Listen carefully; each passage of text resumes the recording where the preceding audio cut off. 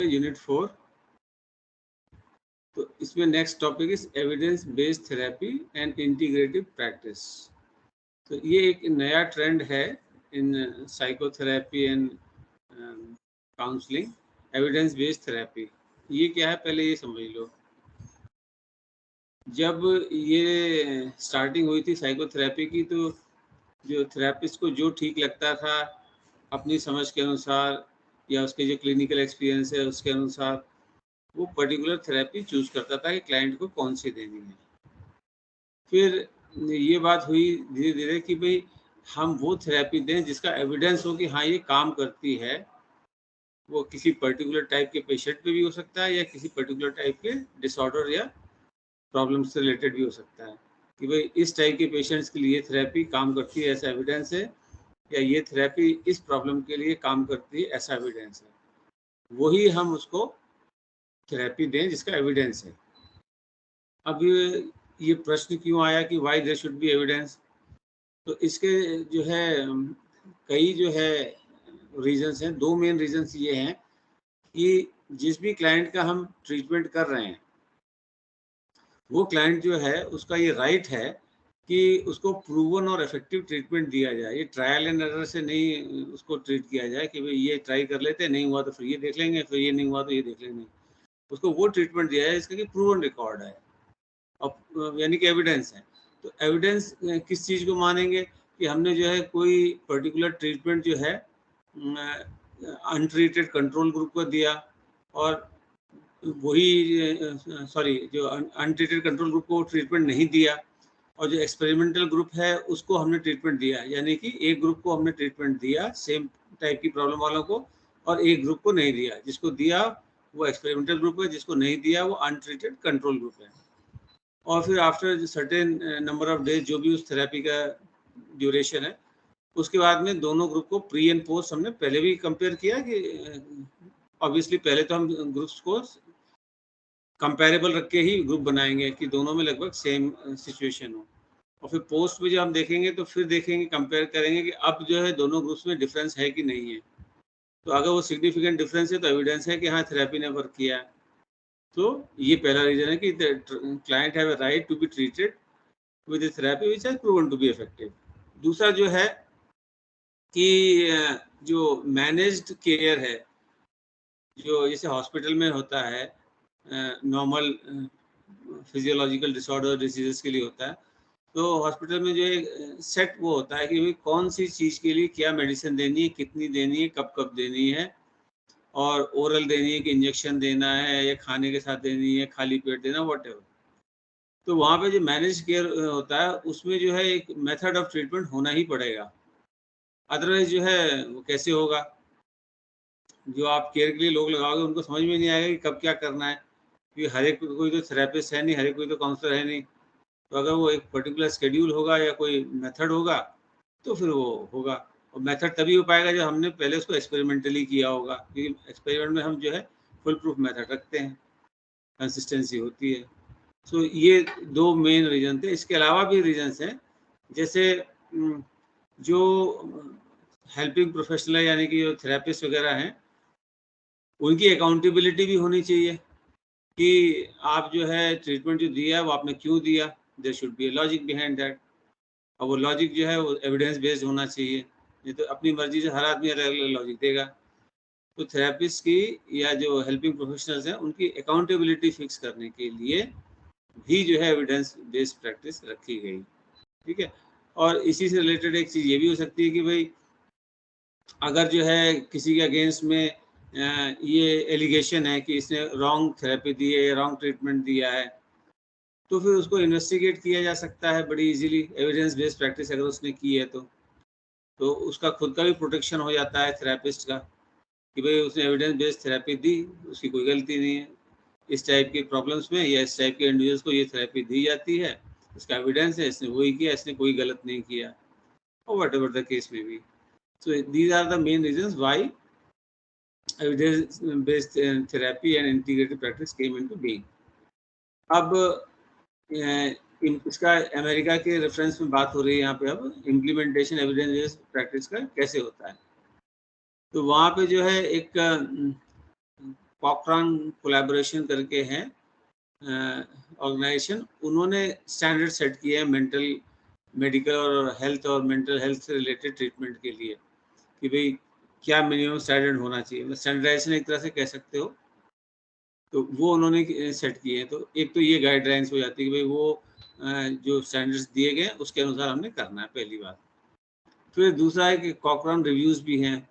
कॉकरान reviews में क्या है कि ये जो प्रैक्टिशनर्स हैं और जो हेल्थ प्रोवाइडर्स हैं, पेशेंट्स हैं, ये अपना डिसीजन ले सकें, इसके लिए जो है वो एक कॉम्प्रिहेंसिव जो है रिलायबल सोर्स ऑफ एविडेंस के रूप में काम करते हैं।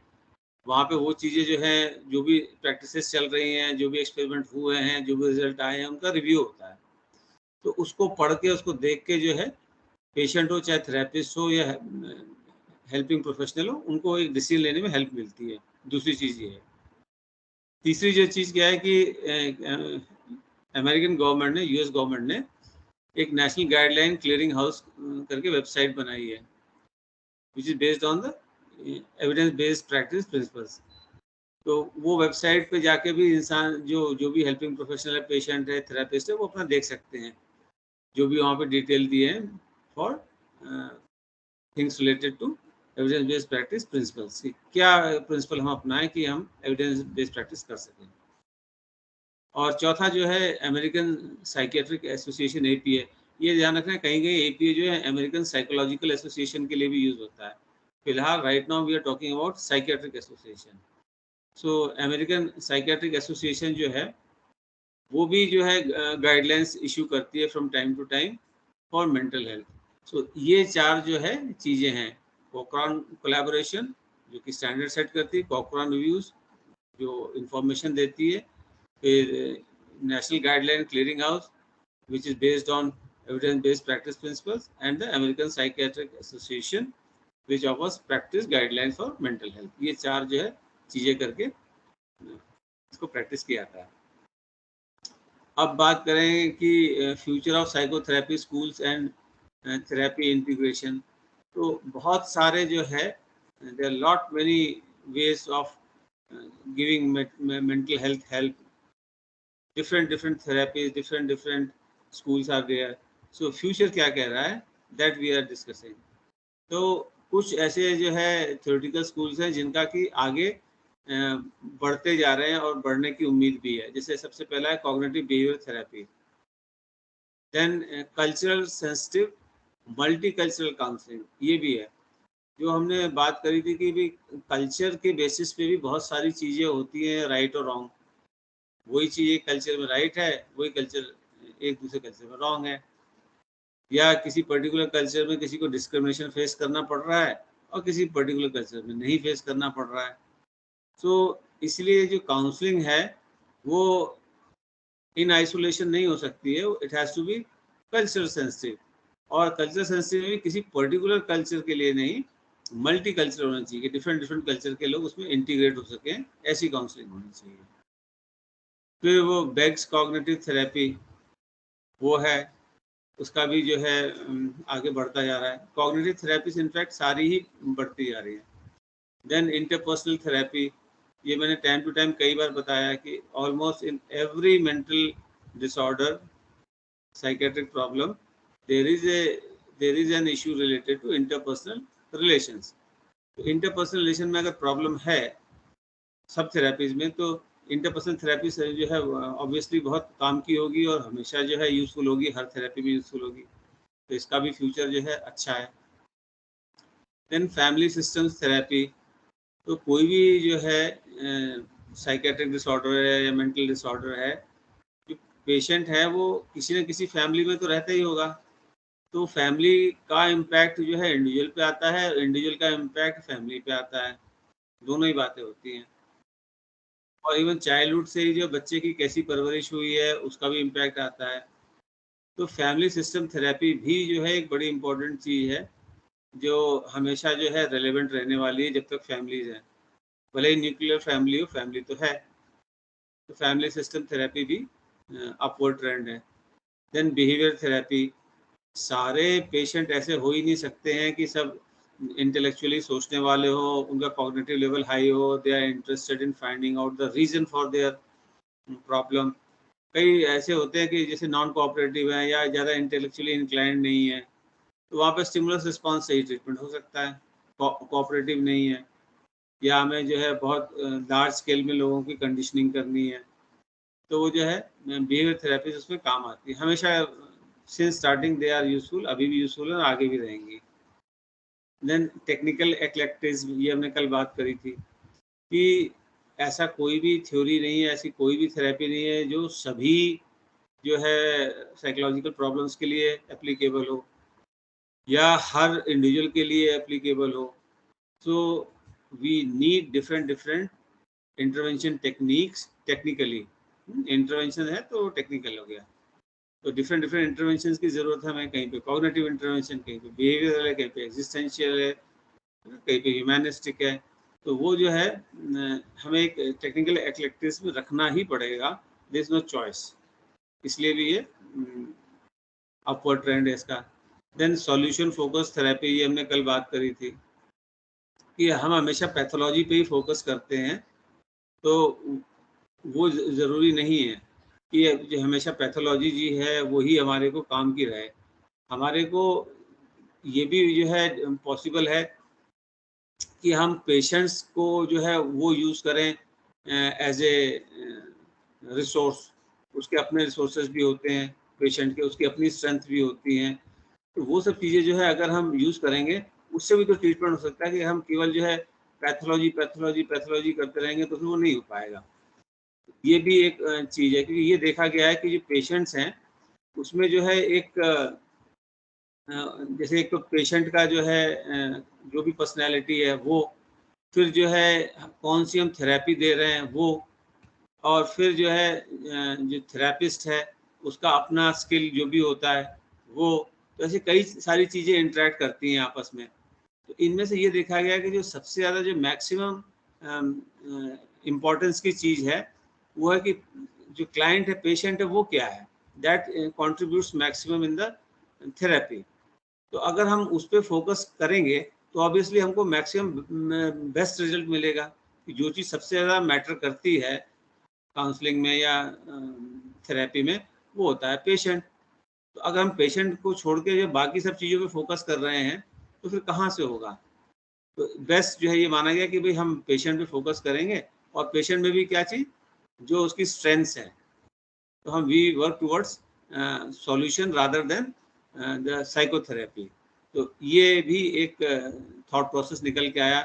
फिर वो भी हमने बात करी थी कि पहले जो है डिफरेंट जो है थेरेपी होती थी, बड़ी लॉन्ग टर्म की होती थी। लॉन्ग टर्म की होने से क्या प्रॉब्लम होगा कि उनका जो है खर्चा ज़्यादा आएगा पेशेंट्स का, फिर ड्रॉप आउट रेट भी ज़्यादा होगा। तो इसलिए जो है क्या किया जाए, तो ये किया जाए कि अगर थेरेपिस्ट को हम छोटा कर दें तो फिर जो है वो बेटर हो जाएगा। तो ये भी एक थॉट प्रोसेस था, इसलिए भी जो है सॉल्यूशन फोकस थेरेपी जो है वो आई और वो रहेगी आगे, क्योंकि लंबी थेरेपीज जो है कोई ड्रॉप आउट रेट ज़्यादा हो जाता है, उसमें एट्रिशन ज़्यादा होता है। देन एक्सपोजर थेरेपीज, कोई भी प्रॉब्लम हो, आप किसी को कितना भी समझा लो, कुछ भी कर लो, लास्ट में जब तक वो उसको फेस नहीं करेगा सॉल्यूशन नहीं निकलना है। Just by thinking about the problem, just by wishing away the problem, just by analysing the problem, वो प्रॉब्लम नहीं जाएगी। The person has to be expose to the situation in which the person feels there is a problem. तो ये ultimately होना ही पड़ेगा। तो इसलिए भी ये जो एक्सपोजर थेरेपीज जो है ये भी अपवर्ड ट्रेंड में है। जैसे फॉर एग्जांपल किसी को जो है हवाई जहाज में उड़ने से प्रॉब्लम है, तो अब जो है कुछ लोगों के लिए तो हो सकता है कि भाई ठीक है, हवाई जहाज से उड़ने में प्रॉब्लम है, हवाई जहाज में मत उड़ो, ट्रेन से जाओ आओ। लेकिन अगर कोई ऐसे जॉब में है या कोई बिजनेसमैन है जिसका ओवरसीज बिजनेस है, तो उसको तो बाई एयर जाना ही पड़ेगा। अब बाई एयर जाना ही पड़ेगा तो फिर बिना एक्सपोजर के तो काम होगा ही नहीं। वो अपने आप को एक्सपोज करेगा तभी ओवरकम कर पाएगा उस प्रॉब्लम को। तो ऐसे जो है एक्सपोजर वाली थेरेपीज भी अपवर्ड ट्रेंड में है। और कुछ जो है थेरेपीज जो है फ्यूचर में वो डाउनवर्ड ट्रेंड में है। जैसे कि साइको एनालिसिस, ये मैंने डिफरेंट लोगों ने बताया हुआ है, बहुत लंबी चलती हैं। इसमें जो है 5-5 सेशन पर वीक होते हैं, 5-5 6-6 साल तक जो है, और भी ज़्यादा कई बार जो है थेरेपी चलती थी। तो अब वो उतना लंबा जो है ना कोई फाइनेंशियली अफोर्ड कर सकता है और ना ही जो है किसी के पास इतना टाइम है। तो इस तरह से ये जो बाकी की जो थेरेपीज़ दी हैं, इनमें सब में अपनी इनहेरेंट कुछ ना कुछ प्रॉब्लम्स हैं, इसलिए जो है वो डाउनवर्ड ट्रेंड की तरफ है। एक टाइम में थी ये सारी थेरेपीज़, लेकिन अब जो है इनका ट्रेंड नहीं है। इसलिए जब ट्रेंड ही डाउनवर्ड है तो इनके बारे में डिस्कस करने से कोई फ़ायदा भी नहीं है। तो अब कंसेंसस क्या है फ्यूचर के लिए? कंसेंसस ये है कि जो साइकोथेरेपी है वो डायरेक्टिव ज़्यादा होगी। मतलब जैसे साइको एनालिसिस में पेशेंट जो है खाली सुन रहा हो, सॉरी, जो थेरेपिस्ट है वो 98% सुन रहा होता है, यानी कि only 2% of the time therapist is speaking और most of the time the client is speaking. तो इन्वॉल्वमेंट उसका नहीं होता था, और वो कोई चीज़ सजेस्ट भी नहीं करता था कि ये करना चाहिए, ये करो, ये मत करो, नथिंग। तो अब उससे जो है निकल के लोग ये आ रहे हैं कि भाई हर पेशेंट इतना समझदार नहीं हो सकता, हर एक का इतना लेवल नहीं हो सकता है कि वो खुद फिगर आउट कर ले कि उसको अपनी लाइफ में क्या प्रॉब्लम है, उस प्रॉब्लम के लिए क्या करना है। So the therapist has to get involve and be little more directive. मतलब थोड़ा डायरेक्शंस तो दे उसको कि भाई ये डायरेक्शन देखो, सजेस्टिव, नॉट फोर्सिंग।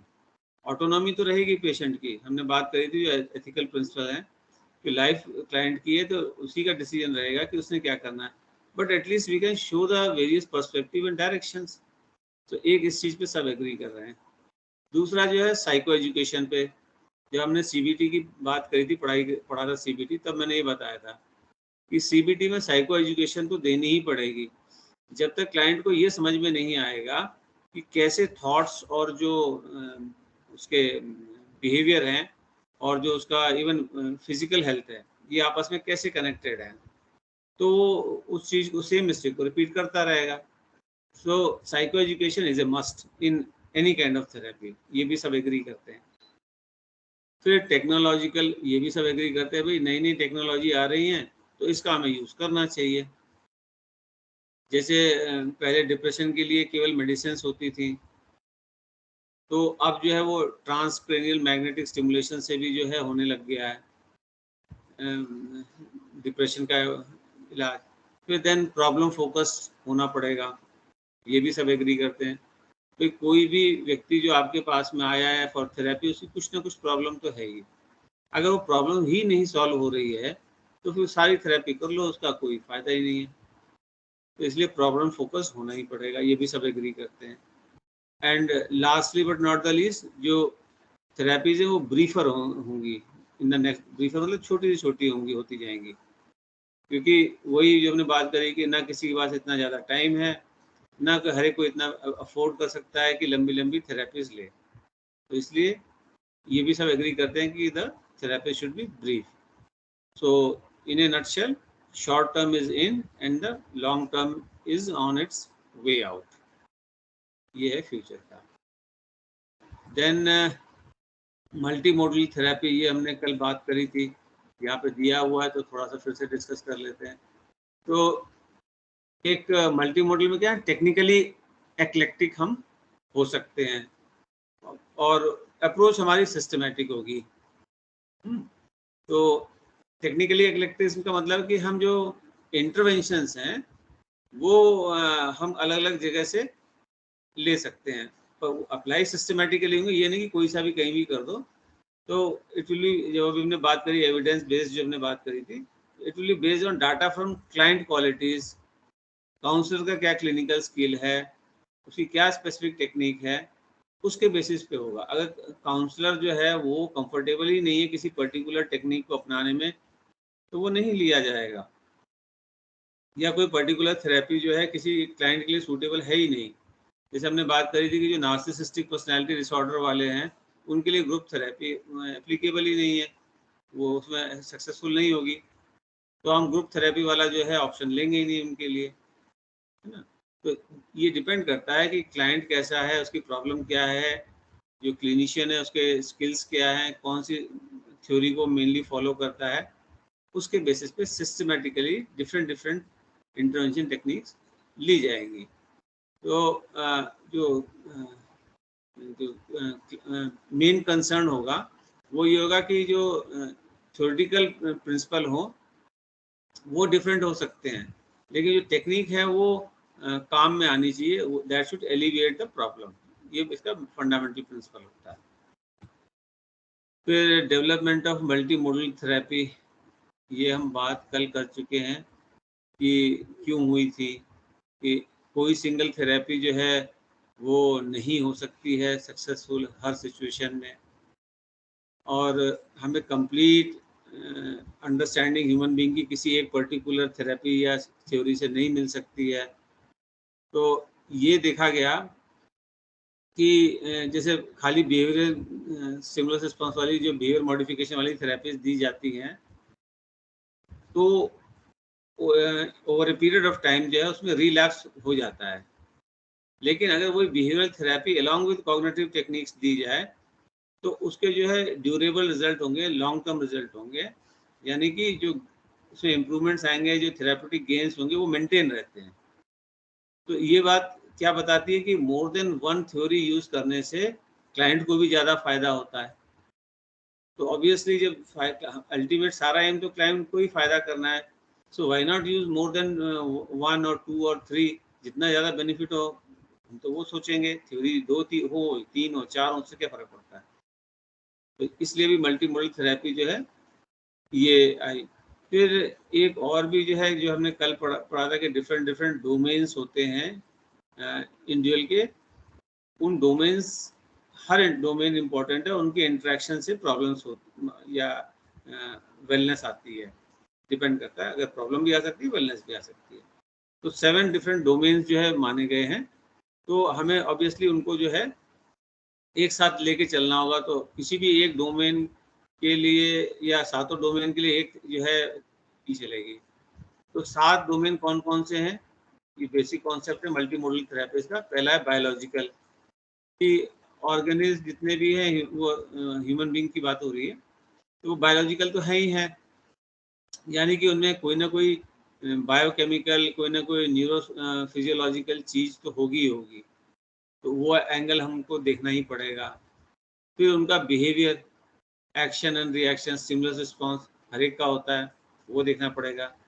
तीसरा जो है उनके इमोशंस, यानी कि एक्सपीरियंसेस, इमोशनल रिस्पॉन्सेस, ये भी जो है उनके होते हैं, हर एक के होते हैं, वो भी हमें देखने पड़ेंगे। फिर जो उनके सेंसरी ऑर्गन्स है, जो पांचों, all factory, tactile, gustatory, visual, auditory, इनका भी इम्पैक्ट पड़ता है।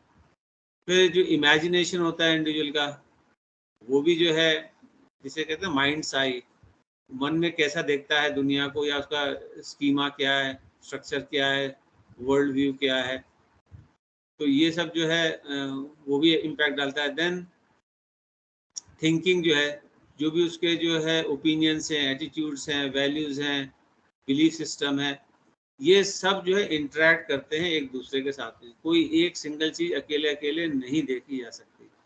थिंकिंग से जो है न्यूरॉन्स पे भी इफेक्ट पड़ेगा, बिहेवियर पे भी पड़ेगा, इमोशन पे भी पड़ेगा, हर, तो ऐसे ही इंटरेक्ट करती हैं एक दूसरे से। तो ये सात जो है हमको देखने पड़ेंगे as a whole, individually as well as collectively, दोनों तरीके से। इंडिविजुअली भी देखने पड़ेंगे और कलेक्टिवली भी देखने पड़ेंगे, एंड इनका इंटरेक्शन भी देखना पड़ेगा, तब हम कंप्लीट जो है हेल्थ केयर किसी को दे पाएंगे। तो इसलिए इन सातों को याद करने के लिए शॉर्ट फॉर्म जो है बेसिक आईडी रखा गया है। तो बी से जो है बायोलॉजिकल हो गया, ए से हो गया अफेक्टिव, अफेक्टिव मतलब इमोशन से हो गया, है ना, एस से सेंसरी हो गया, आई से इमेजिनेशन हो गया, सी से कॉग्निशन हो गया, देन दूसरा जो है और इसमें एक और आई आ गया है, इमेजिनेशन, इंट्रैक्शन हो गया। फिर डी जो है उस ड्रग से हो गया, ड्रग्स यानी बायोकेमिकल वाला वो हो गया। तो ये सातों को जो है याद रखने का तरीका है इसमें उन्होंने बनाया। तो अब जैसे इन्होंने एक एग्जांपल दिया है, अगर किसी को जैसे इमेजिनेशन वाली बात कर रहे हैं, तो इमेजिनेशन जो है या डे ड्रीम में जो नेगेटिव थॉट आते हैं, तो नेगेटिव थॉट आने से नेगेटिव इमोशन आएंगे ही आएंगे, और नेगेटिव इमोशन आने से एंग्जाइटी या डिप्रेशन होगा ही होगा। तो ये इंट्रैक्शन वाली बात हो गई। तो इसलिए जब तक हम सातों को एसेस नहीं करेंगे, उनका इंटरेक्शन देखेंगे, हमें नहीं समझ में आएगा। ठीक है। और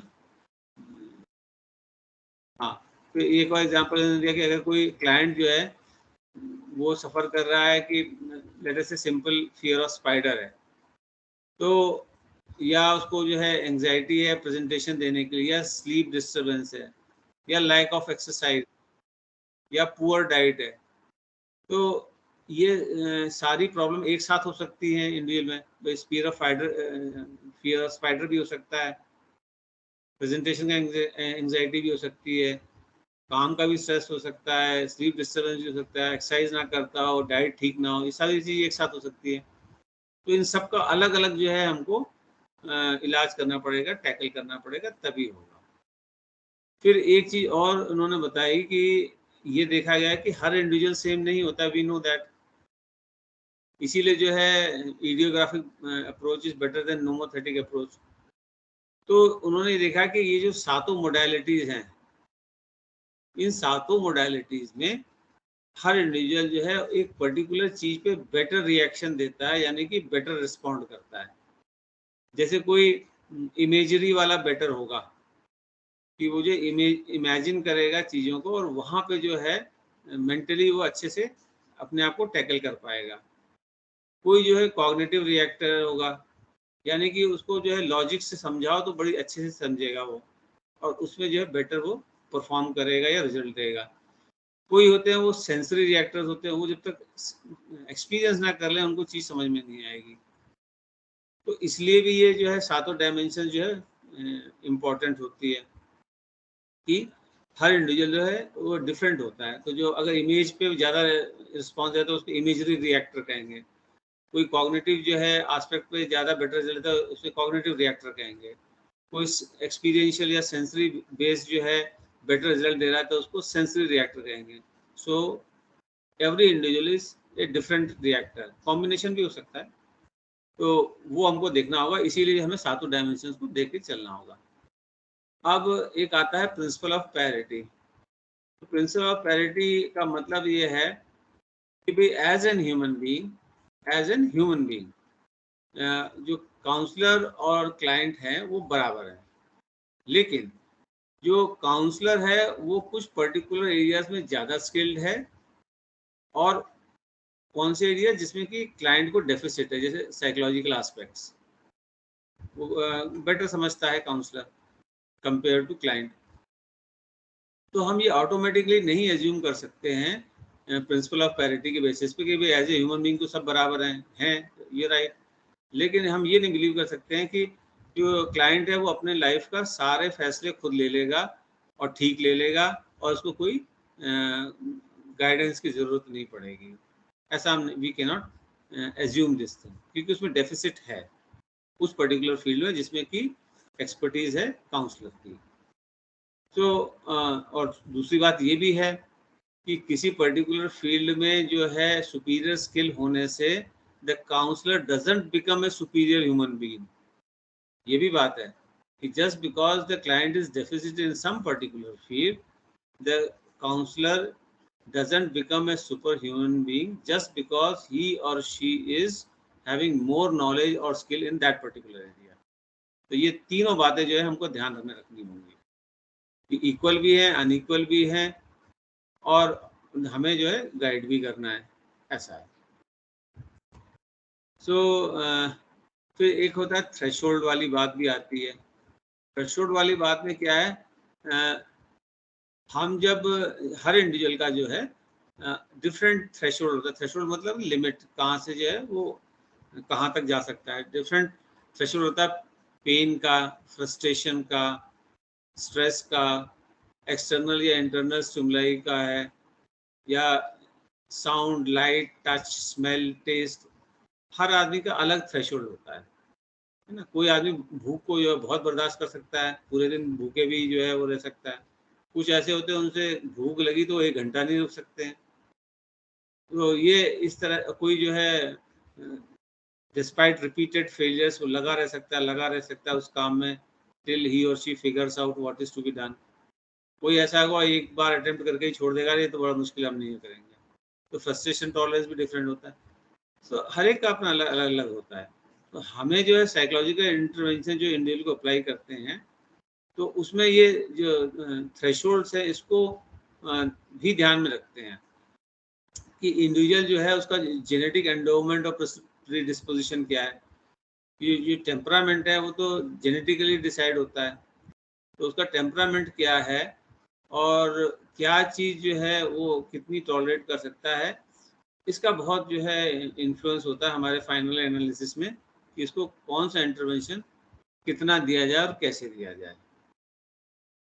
then development and maintenance of problem, ये भी बड़ा इम्पोर्टेंट बात है कि जो भी प्रॉब्लम्स हम बात कर रहे हैं फिलहाल साइकोलॉजिकल इंफॉर्मेशन की, it could be physiological also, दोनों ही केस में पॉसिबल है कि वो किस किस रीज़न से पैदा होती हैं प्रॉब्लम्स और वो क्यों बनी रहती हैं। तो सबसे पहला जो है जो एस्पेक्ट है वो मिस इन्फॉर्मेशन है। हमको बचपन से ही जो है हम जिस एनवायरनमेंट रहते हैं वहाँ पे हमको एजुकेट किया जाता है। अब वो जो एजुकेट करने वाले खुद कितना जानते हैं, ये एक डिफरेंट एस्पेक्ट है। हर पेरेंट अपनी तरफ से तो अच्छा ही सिखाता है हर बच्चे को, अपने बच्चे को, लेकिन पेरेंट को हमेशा सही चीज़ पता हो ये तो ज़रूरी नहीं है ना। तो कई बार जो है इंडिविजुअल्स के दिमाग में कुछ चीज़ें ऐसी गलत इन्फॉर्मेशन फीड हो जाती हैं, वो ज़िंदगी भर उनको परेशान करती हैं। जैसे अधिकतर लोग जो है ये सोचते हैं कि I must perform well otherwise I am a failure. अरे फेलियर तो एक नॉर्मल एस्पेक्ट है लाइफ का।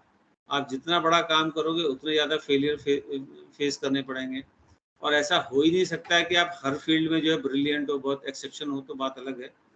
अदरवाइज कोई किसी चीज़ में अच्छा होता है, कोई किसी में होता है। So just because you are not performing well in certain things, you are not a failure. पर ये बचपन से उसके दिमाग में गया, हर चीज़ में अच्छा करना, हर चीज़ में अच्छा करना है। सिखाना ये चाहिए कि हर चीज़ में अपना 100% देना है। अच्छा हो रहा है, नहीं हो रहा है, वो अलग बात है। उसके बहुत सारे फैक्टर्स हैं, लेकिन अपना एफर्ट्स 100% करना है, ये सिखाने की बात होती है। या कोई जो है रिलेशनशिप में ये सोचता है कि if my partner leaves me then I am worthless. तो ये भी एक जो है मिस इन्फॉर्मेशन है। कोई girls who are not compatible, if they stay together they will make each other miserable. So what is the point in being miserable for the whole life? So if the person who is making you miserable leaves you, it is better. तो ये जो है miss information दूसरा example है। तीसरा example है life should be easy. This I have seen everybody looks for this कि life जो है सब इजी लाइफ चाह रहे हैं, अपनी कॉम्पिटेंस को बढ़ाने पे फोकस नहीं करते हैं। जब आप कॉम्पिटेंट हो जाओगे तो लाइफ अपने आप इजी हो जाएगी। इनकॉम्पिटेंट इंसान होगा उसके लिए लाइफ हमेशा डिफिकल्ट रहेगी। अगर आप में मैराथन दौड़ने की कैपेसिटी आपने डेवलप कर ली, पैदा होते ही तो कोई भी नहीं दौड़ता है ना marathon. People come to that level by practice. तो जो मैराथन दौड़ रहा है उसके लिए 5-7 किलोमीटर चलना है दौड़ना कौन सी बड़ी बात है, आराम से कर लेगा। तो 5-7 किलोमीटर दौड़ने या चलने का एफर्ट थोड़ी कम हुआ है, एफर्ट तो उतना ही अभी भी लग रहा है, लेकिन उसकी कैपेसिटी बढ़ गई इसलिए उसको कम लग रहा है। तो लाइफ के साथ भी लोग यही कर रहे होते हैं कि वो इजी लाइफ ढूंढ रहे होते हैं। ये misinformation, life can not be easy. So इस तरह से जो मल्टीपल मिस इन्फॉर्मेशन लोगों के दिमाग में होते हैं जो उनकी लाइफ को प्रॉब्लमेटिक बनाते हैं और बनाए रखते हैं। क्रिएशन भी होता है और मेंटेन भी होता है प्रॉब्लम का, कि उस अपने जो मिस इन्फॉर्मेशन को छोड़ने को तैयार नहीं होते हैं। They are clinging on to their misinformation. Then missing information, ये भी बात है कि उसको कंप्लीट इन्फॉर्मेशन नहीं पता है। कंप्लीट इन्फॉर्मेशन नहीं पता होने से भी इंडिविजुअल जो है कभी कभी प्रॉब्लम को जन्म दे देता है। ठीक है, जैसे मान लो कि किसी के हाथ में पेन हुआ, तो अब वो लेफ्ट आर्म में पेन हुआ तो वो सोचेगा हाथ में पेन है, कोई बाम लगा लेगा, कोई जो है उसको फिजियोथेरेपी कराना शुरू कर देगा। लेकिन वो जो लेफ्ट आर्म में पेन है that could be because of heart disease also. अगर ये इंफॉर्मेशन मिसिंग है उसको, तो डॉक्टर के पास तो जा रहा है लेकिन गलत डॉक्टर के पास जा रहा है। तो मिसिंग इन्फॉर्मेशन होने की वजह से प्रॉब्लम बढ़ती जाएगी, फिर वो एकदम से वो हो जाएगी। तो ये जो मिसिंग इंफॉर्मेशन है ये भी प्रॉब्लम को क्रिएट कर सकती है और मेंटेन रख सकती है। Then comes defensive reactions. तो जो भी मैं थोड़ी देर पहले कह रहा था ना कि सब इजी लाइफ चाहते हैं, तो वही इसमें आता है डिफेंसिव रिएक्शंस वाले में।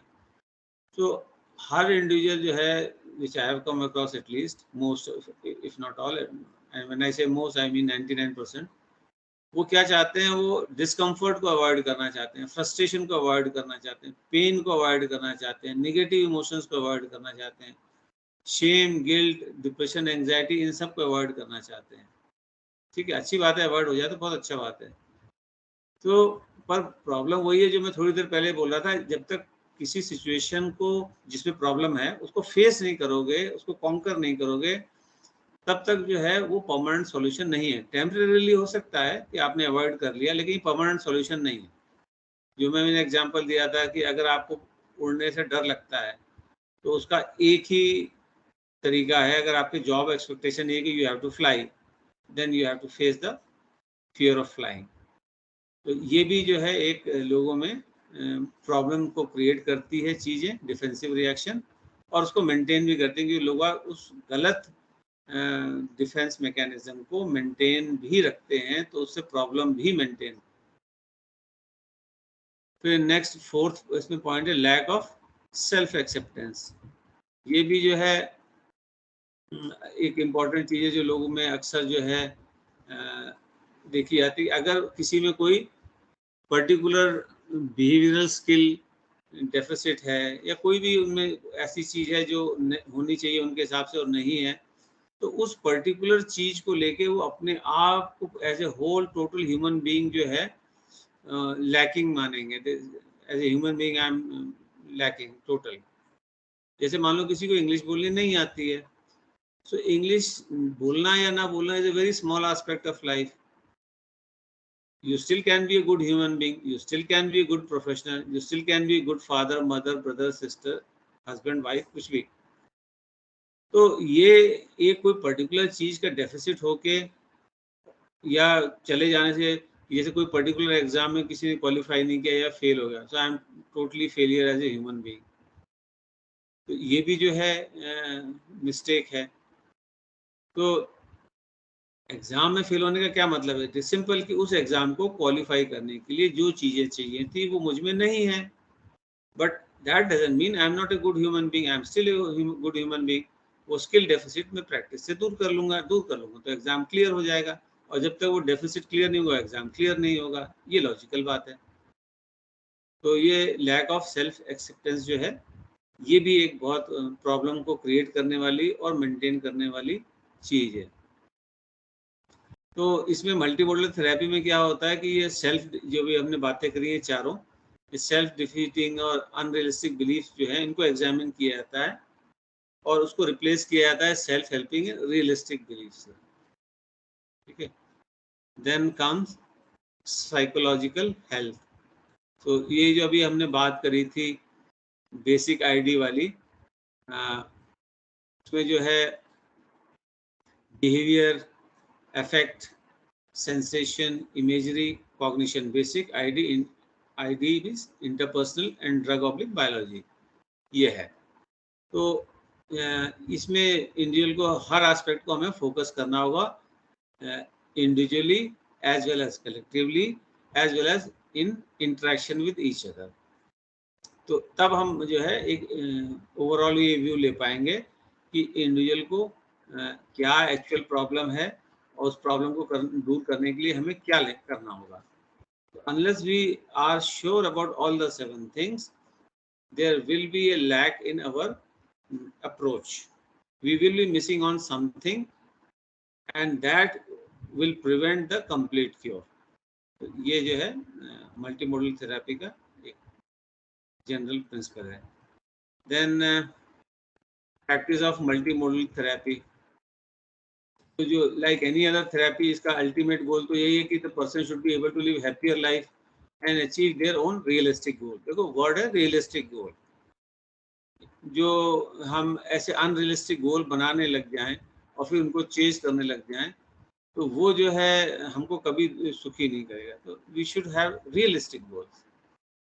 तो इंडिविजुअल, और doesn't matter what we do in life, if we are not happy, everything is useless. So person should be happy in life and they should achieve their own realistic goals. ये multi modal therapy का M है। और ये जो goals की जो मैंने बात करी अभी, that goals should be tailored for each client. ये सबके लिए सेम नहीं हो सकता है। We have to apply idiographic approach, not nomothetic approach. इस क्लाइंट के लिए क्या गोल रियलिस्टिक है, वो दूसरे के लिए रियलिस्टिक होगा नहीं होगा, वो डिफरेंट इशू है। दूसरे के लिए डिफरेंट गोल जो है रियलिस्टिक होगा, तो वो हमको देखना पड़ेगा। एक 20 ईयर्स ओल्ड के लिए जो गोल रियलिस्टिक हो सकता है, वो 60 ईयर ओल्ड के लिए अनरियलिस्टिक हो सकता है। That also we have to see. तो इसमें एक और फिलॉसफी को एडवोकेट किया जाता है, एक there something called hedonism. Hedonism में क्या होता है कि एवरीवन या the person who is following hedonism, at least which most people are, in hedonism you are seeking joy or pleasure or enjoyment and you are avoiding pain. ये सभी individual करते हैं, जो भी मैंने बताया था, जो हम डिफेंसिव रिएक्शंस वाली बात करी थी। तो इसमें जो है हम क्योंकि ये नॉर्मल ह्यूमन टेंडेंसी है, जैसा कि मैंने कहा कि मैक्सिमम लोग ये ऐसा ही करते हैं, तो हम इस टेंडेंसी को तो ख़त्म नहीं कर सकते हैं, लेकिन हम जो है उसको ये फिलॉसफी समझा सकते हैं, उसको एक तरह से साइको एजुकेशन कह लो, कि हम उसको ये बोलें कि भाई ये जो लॉन्ग टर्म हेडोनिज्म है, that is better than short term hedonism. मतलब आप प्लेजर लीजिए, आप सारे एंजॉयमेंट लीजिए, लेकिन लॉन्ग टर्म के जो है पर्सपेक्टिव से करिए। अगर आप जो है इमीडिएट प्लेजर के प्रिंसिपल में पड़ जाएंगे, तो लॉन्ग टर्म में आपको प्लेजर नहीं मिलेगा। जैसे लेट अस से अल्कोहल है, ड्रग्स हैं, ये इमीडिएटली प्लेजर देती हैं, शॉर्ट टर्म हेडोनिज्म। लेकिन लॉन्ग टर्म यूज इनका करने से क्या होगा, ड्रग एडिक्शन होगा, फैमिली बर्बाद हो जाएगी, फाइनेंशियली बर्बाद हो जाएगा, जॉब चली जाएगी, सोसाइटी से रिस्पेक्ट चली जाएगी, तो लॉन्ग टर्म हेडोनिज्म तो नहीं हुआ। So we as a philosophy we promote long term hedonism. इसका बाय द वे एक एक्सपेरिमेंट भी हुआ था, that is called marshmallow experiment. उसमें जो है ये जो रफली 3 to 4 ईयर्स के बच्चे लिए गए थे और उनको जो है इंडिविजुअली एक एक करके जो रूम में बुलाया गया, उनके सामने marshmallow is a sweet, western countries में बहुत चलती है, तो उस मार्शमेलो रखी गई उनके सामने एक सिंगल। उनको बोला गया यू हैव एन ऑप्शन, इसको अभी खा लो, ये तुम्हारी है, नो प्रॉब्लम। दूसरा ऑप्शन है कि मैं बाहर जा रहा हूँ, एक्सपेरिमेंटर ने बोला मैं बाहर जाऊँगा और बाहर से लौट के आऊँगा और तब तक तुमने नहीं खाई तो तुम्हें एक और मिलेगी, then you can eat 2, choice is yours. तो अधिकतर बच्चों ने जो है वो इमीडिएटली खा ली, और कुछ ऐसे गिने चुने बच्चे थे उन्होंने वेट किया एक्सपेरिमेंटर के आने का, फिर उनको एक और मार्शमेलो दी गई। फिर उनको over a period of 40 years longitudinal study की गई थी। तो उसमें ये पाया गया कि जो बच्चे जो है जिनका इम्पल्स कंट्रोल था, जिन्होंने वेट किया था एक्सपेरिमेंटर के आने का, वो अपने लाइफ में लगभग हर फील्ड में जो है सक्सेसफुल रहे, चाहे वो एजुकेशन हो, चाहे प्रोफेशन हो, फैमिली लाइफ हो, हेल्थ हो, हर एक में। तो ये एक प्रूवन फैक्ट है कि अगर हम लॉन्ग टर्म हेडोनिज्म को प्रेफरेंस देंगे तो हमारी quality of life will be better, that is will be having a happier life and obviously will be achieving our realistic goals also. इसको प्रमोट किया था। Now then come the relationship between therapist and client.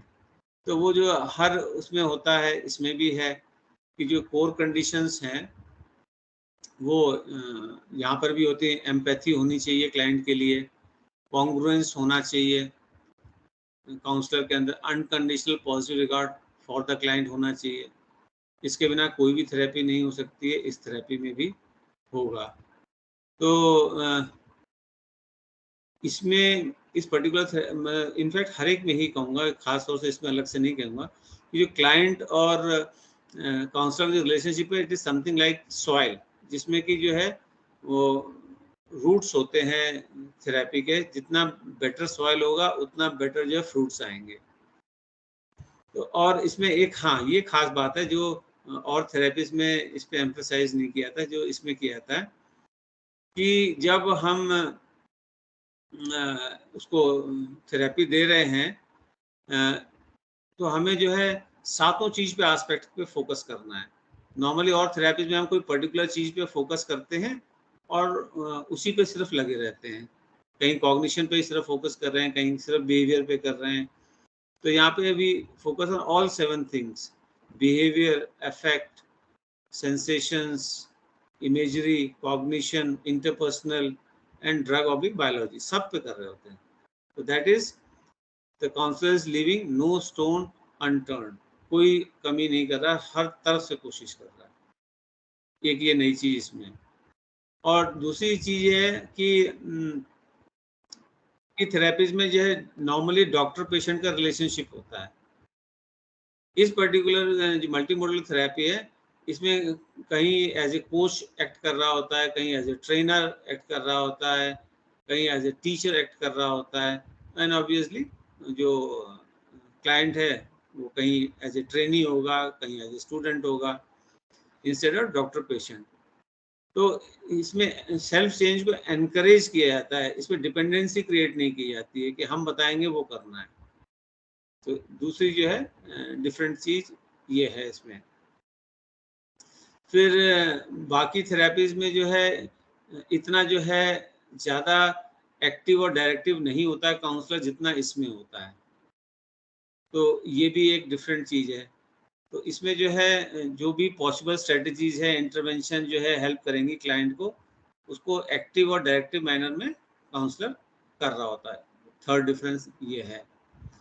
और एक बहुत ही different चीज़ जो है इस therapy में जो औरों में नहीं है, कि जो इंटरपर्सनल स्टाइल है काउंसलर का, वो बहुत फ्लेक्सिबल होता है, किसी एक पर्टिकुलर तरीके से नहीं कर रहा होता है। वो उसी वजह से जो है एट्रिशन रिड्यूस हुआ। एट्रिशन रिड्यूस मतलब क्लाइंट का आना बंद हो जाना, एट्रिशन हुआ। तो आना बंद नहीं हो, उसी के लिए जो है फ्लेक्सिबल इंटरपर्सनल स्टाइल अपनाना पड़ता है। और उसी की वजह से जो थेरापेटिक रिलेशनशिप और अलायंस है वो चेंज होता है। जैसे अभी हमने बात की ना, कहीं कोच है, कहीं ट्रेनर है, कहीं फ्रेंड है, कहीं गाइड है, तो वो होगा। तो और साथ ही क्लाइंट भी जो इसीलिए इसको इस पर्टिकुलर जो चेंज इन इंटरपर्सनल स्टाइल बहुत तेजी से हो रहा होता है, इसके लिए वर्ड यूज किया गया इसमें ऑथेंटिक कैमेलियन। कैमेलियन वो होता है ना गिरगिट जो रंग बदलता है। सो लाइकवाइज जो काउंसलर है वो भी अपने रंग बदलता है इस थेरेपी में, depending upon the demand of the situation. So in this that is in multimodal therapy the counsellor acts as an authentic chameleon. तो जैसे क्लाइंट की भी जो है डिफरेंट डिफरेंट सिचुएशंस में डिफरेंट सेम क्लाइंट की डिफरेंट डिमांड हो सकती है। जैसे कई बार ना आदमी को सिर्फ वेंट आउट करना होता है, उसको सिर्फ बोलना होता है, उसे कोई एडवाइस नहीं चाहिए, उसे कोई सोल्यूशन नहीं चाहिए, वो अपने बस दिल की भड़ास निकालना चाह रहा होता है। तो उस टाइम क्लाइंट को क्या चाहिए? क्लाइंट को चाहिए ए लिसनिंग ईयर। तो उस टाइम जो है काउंसलर को जो है जस्ट समझना चाहिए कि ये अभी इसकी रिक्वायरमेंट खाली सुनने की है, मुझे इसको ज्ञान नहीं देना है इस टाइम, क्या इसने मिस्टेक करी ये नहीं बताना है। So that person should be given A listening year. कभी ये हो सकता है कि जो है क्लाइंट ये चाहे कि यार जब तक कोई मुझे ना स्ट्रिक्टली नहीं कहता है तब तक मैं करता नहीं हूँ। तो अभी जो है क्लाइंट की जो है रिक्वायरमेंट ये है कि टफ नो नॉनसेंस अप्रोच चाहिए उसे फ्रॉम द काउंसलर, काउंसलर की तरफ से स्ट्रिक्टनेस चाहिए। उस टाइम जो है अगर तुम बहुत जेंटल और वार्म और बड़े अंडरस्टैंडिंग से बनोगे तो जो क्लाइंट है उसको कंड्यूसिव नहीं लगेगा, उसको फायदा नहीं होगा। तो यही जो फ्लेक्सिबिलिटी है काउंसलर की जो इंटरपर्सनल थेरापेटिक स्टाइल में, यही जो है इफेक्टिवनेस है मल्टी मॉडल थेरेपी की। Then then process of change, मतलब इसमें क्या किया जाता है। तो जैसे ब्रिटेन का इसमें एग्जांपल दिया, वहाँ पे जब क्लाइंट जो है फ़ोन करके अपॉइंटमेंट फिक्स करता है तो पहले उसी के जो है क्वेश्चंस पूछे जाते हैं कि तुम्हारे दिमाग में क्या क्या डाउट्स हैं थेरेपी के बारे में, या क्या क्या इन्फॉर्मेशन तुम जानना चाहते हो, उसको क्लेरिफाई किया जाता है। नॉट जस्ट दैट, वो तो किया ही जाएगा, उसको एक लिस्ट ऑफ क्वेश्चंस भी दी जाती है कि ये क्वेश्चंस जो है when you come for therapy you should clarify. तो चेकलिस्ट जो है जो क्लाइंट को दी जाती है कि and the client is encourage to ask relevant questions about the approach, इसमें हम क्या क्या थेरेपी में करने वाले हैं। तो वो सारा बेसिक आईडी के बारे में वगैरह उसको बताया जाता है। तो इनिशियली जो सेशंस जो है approximately once in a week होते हैं, और बाद में जो है लॉन्गर ड्यूरेशन जैसे फोर्थ नाइट यानी कि रफली 14 डेज में या फिर 1 मंथ में भी किए जा सकते हैं। टर्मिनेशन तब होगा जब मेजर जो भी प्रॉब्लम्स है उसको उसने डील कर लिया है, ओवरकम कर लिया है, और वो कॉन्फिडेंट है कि अब वो कोप कर लेगा। तो ये तो मैंने ऑलरेडी बता दिया कि टेक्निकली एट्रैक्टिव होती है, techniques and intervention from a variety of different therapies are taken. Then comes applications and limitations. तो कहाँ पे ये ज़्यादा इफेक्टिव है? जैसे एंग्जाइटी रिलेटेड डिसऑर्डर्स हैं जितने भी, वहाँ पे ये इफेक्टिव है।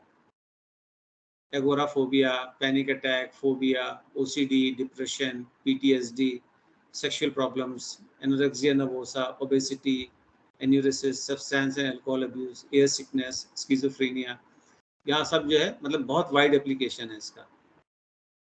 और यहाँ पे जो मैं ऑलरेडी बता चुका हूँ, फ्लेक्सिबल अप्रोच जो है रखने से एट्रिशन रेट कम हो जाता है। हाँ, कुछ लिमिटेशन इसकी भी है जैसे और थेरेपीज की होती हैं। जैसे कई क्लाइंट्स जो है they are not ready to face their fears. जैसे मैंने बताया ना कि ultimately you have to face the problem, you have to face the fear, उसके बिना सॉल्यूशन होगा ही नहीं। तो जो क्लाइंट फेस ही ना करना चाहे अपनी प्रॉब्लम को, या अपनी थिंकिंग जो अनहेल्पफुल थिंकिंग है उसको चैलेंज ना करना चाहे, जो इमेजरी है मेंटल इमेजरी उसको जो है चेंज ना करना चाहे, रिलैक्सेशन टेक्निक्स जो हमने बताया ना, बॉडी का भी इसमें रोल होता है बिहेवियर में, उसको जो है नहीं प्रैक्टिस करना चाहे, फिर जो है वो हम उसको असर्टिवनेस का स्किल सिखाएं, वो असर्टिवनेस नहीं होना चाहिए, जरूर से ज़्यादा असर्टिव हो जाए, तो इसमें फ्लेक्सिबिलिटी होनी ही पड़ेगी। तो ये इस टाइप के अगर क्लाइंट्स होंगे तो उनमें सक्सेसफुल नहीं हो सकता है। ठीक है। फिर और भी है, जैसे कुछ साइकेट्रिक डिसऑर्डर्स है उसमें डिफिकल्टी होगी, ये थेरेपी नहीं चलेगी। जैसे कि कोई डिल्यूजन का पेशेंट है, उसको कुछ भी समझा लो वो होगा ही नहीं, दैट इज इम्पॉसिबल। ठीक है। और हमने जब पढ़ा था कि डिफरेंट डिफरेंट स्टेजेस में जो है क्लाइंट हमारे पास में आते हैं, वो किसी भी स्टेज में आएगा, हमें उसका हमारा काम है उसको नेक्स्ट स्टेज में ले जाना। तो सबसे पहली स्टेज जो हमने बात करी थी वो प्री कंटेम्पलेटिव स्टेज थी। प्री कंटेम्पलेटिव स्टेज में क्या होता है कि अगले 6 महीने तक उसका कोई एक्शन लेने का, कुछ भी करने का विचार नहीं होता है। तो अगर कोई 6 महीने तक जो है कुछ करना ही नहीं चाहता है तो उसको मल्टी मॉडल थेरेपी देके हम करेंगे क्या? That person will not do anything, उसका इरादा ही नहीं है कुछ करने का। So unless the person makes up his or her mind, it is not going to work. तो ये एक इसकी लिमिटेशन है, यानी कि क्लाइंट की तरफ से एक्टिव नेस होनी पड़ेगी, उसका मोटिवेशन होना पड़ेगा for the change, then only it is going to happen. So जो रिस्पॉन्सिबिलिटी सारी जो है काउंसलिंग की, वो थेरेपिस्ट नहीं ले सकता है कोई भी, the client has to get involve. तो और अगर प्री कंटेम्पलेटिव स्टेज में आया है और वो ऑब्वियसली नेक्स्ट स्टेज में नहीं जाना चाह रहा है, तो फिर यही उसको हम बेस्ट कह सकते हैं कि भाई ठीक है, जब तुम्हारा लेटर ऑन स्टेज, जिस भी स्टेज पे तुम्हारे जो है ये मन बने कि yes I have to do something about it now, that is within 1 month, तो then will think about it and you can come. तो ये हम उसको कह सकते हैं। सो ये इसकी एप्लीकेशन और लिमिटेशंस हैं। So with this, I have come to the end of this sessions. So I am stopping the recording now.